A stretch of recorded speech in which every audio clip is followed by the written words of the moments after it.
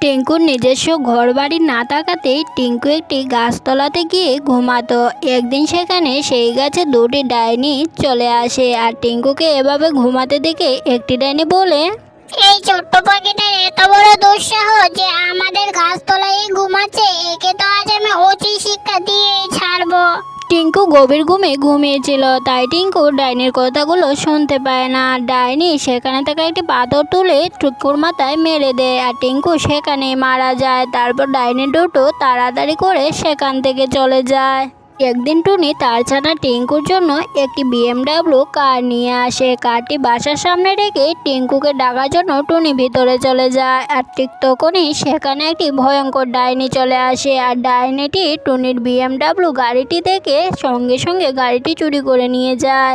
আর কিছুক্ষণ পর টুনি তার ছানা টিঙ্কুকে নিয়ে বাইরে বেরিয়ে এসে দেখে গাড়িটি সেখানে নেই। এই দেখে টুনি অনেক কান্নাকাটি করে। তারপর টিঙ্কু আর টুনি মিলে BMW গাড়িটিকে খুঁজতে বের হয়। তারা পুরো জঙ্গলই তন্ন তন্ন করে খুঁজে বেড়ায়, কিন্তু কোথাও তারা তাদের গাড়িটি পায় না। তারপর তাদের মনে হলো যে তারা দুজন মিলে ডাইনির বাসাতে যাবে। আর যেই ভাবনা সেই কাজ, তারা দুজনেই ডাইনির বাসাতে চলে যায়।